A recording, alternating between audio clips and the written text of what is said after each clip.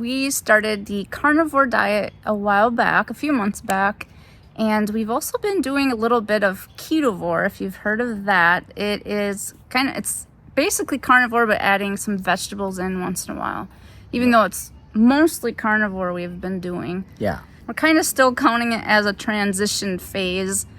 And then once we move to the new place and get settled in, I think we're going to go more hardcore carnivore for at least 3 months to eliminate everything else and see what it does to our bodies. I mean, that's the idea of carnivore, is to start it as an elimination diet.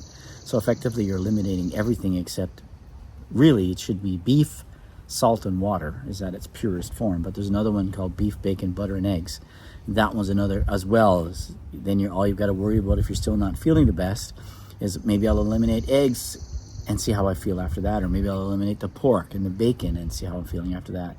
So yeah, that's what the carnivore diet is started to be, an elimination diet, to see what's making you sick from your food, because it's becoming much more and more apparent by those who are doing the research or whatever, that we're much more, what we eat affects us way more than was previously thought. So sometime in the future, we're going to do a more in-depth video talking about carnivore and talking about some of the health issues we're facing, in case some of you out there are facing the same kind of thing. We'll show you our progress on the carnivore when we really go strict.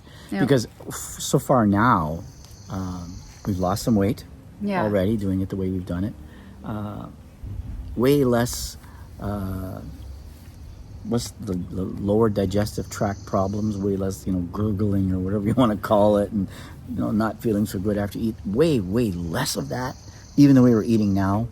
And I sleep better. I think you do too, actually. We sleep more heavy, longer. So there's already a lot of benefits that you can see. But some of the long-term stuff that we've heard about is really what we're hoping to gain from this. But we'll certainly keep you guys posted and up to date on our progress. So right now I'm gonna head inside. Well, we're gonna head inside. I'm gonna wash some dishes, do a little chit chat with you guys, and then right after that we're gonna start making some burger patties. We're gonna show you all the meat we got from Costco, and then what we do to prepare it to put it into the freezer for future meals and all of that fun stuff.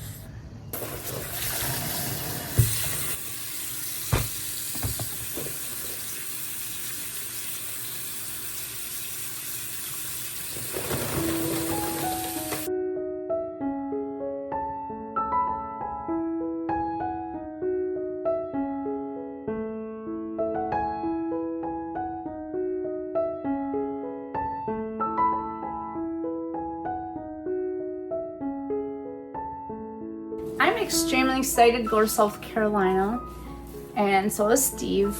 However, I'm struggling with the fact that I'm gonna miss my family. Actually, let's go sit in the other room and we'll continue this. I thought it'd be a little bit easier to sit down and talk about this.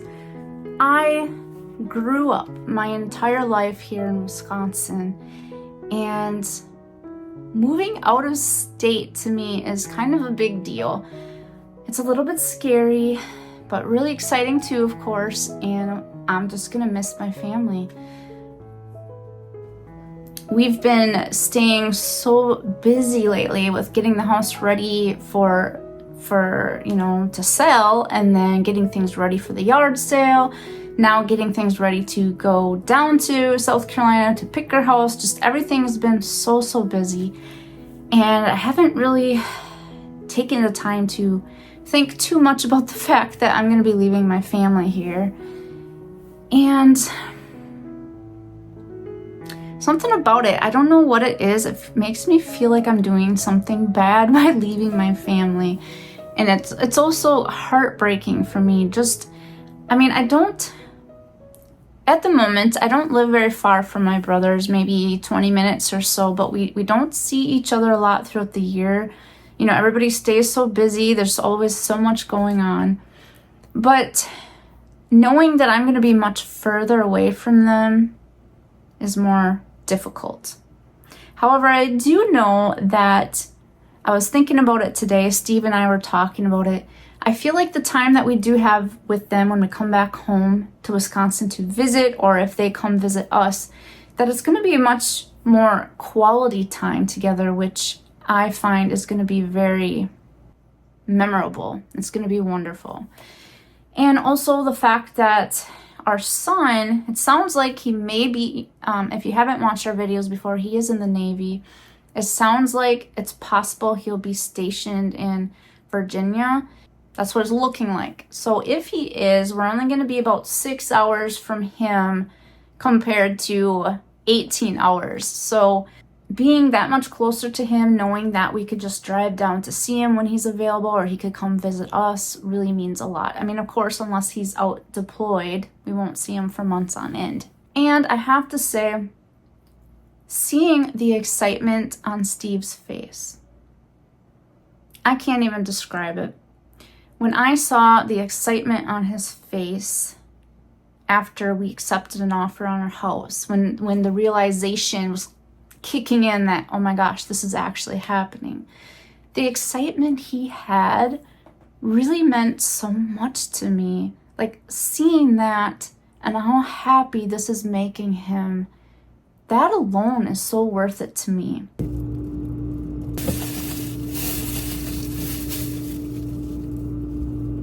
Alright, so I wanted to show you guys some of the meat that we've been getting at Costco. This is a nice huge pack of hamburger.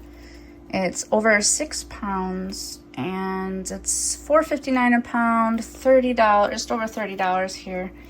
And that makes quite a bit of hamburger patties. We usually get 2 packs of these. And as you can see, it says sell by July 6th, which is actually today. And I need to put all of these burgers into hamburger patties. Well, not all of it. We're going to put some into hamburger patties, and then we're going to leave some like chunks of hamburger for different kinds of meals. And we're going to freeze it all because I want to make sure I get that frozen today. That usually lasts us quite a while. And then we have been buying these Kirkland brats, which are pretty good. That says like sell by July 10th. So I do want to also get these froze and keep a few out for the next few days. And we normally get this Kirkland plastic food wrap at Costco. And then I buy these freezer bags. What we do is wrap the meat up in the plastic wrap, and then we put it into freezer bags into our freezer. And then I also take a Sharpie and I will label it on here, you know, hamburger froze on July 6th, something like that.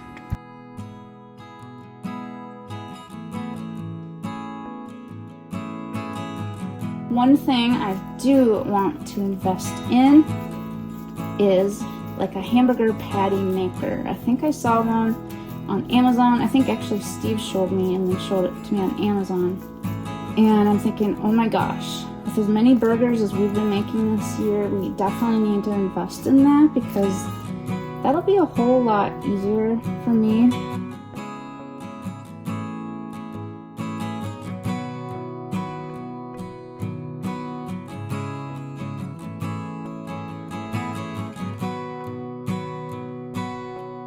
Okay, so I'm gonna show you all what I do next.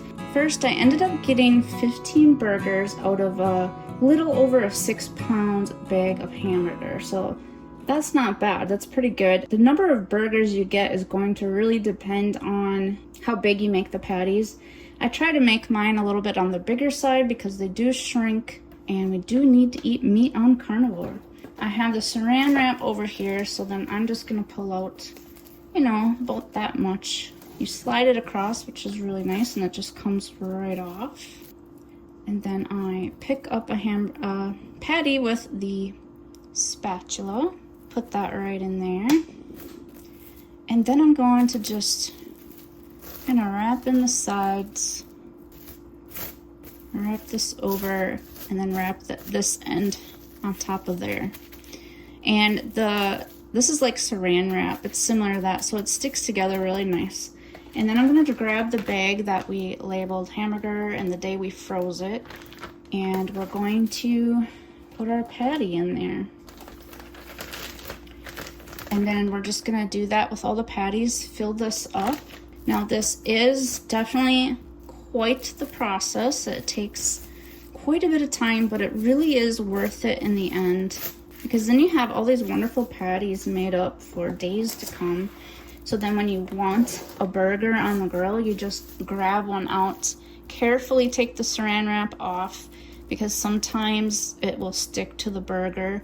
If that does, just rinse it a little bit under hot water to get that off, because you don't want to be eating that. And it is definitely a lot cheaper to do it this way than to buy patties already made. So here we are, we have our burger patties all made up, and now we're just gonna freeze these.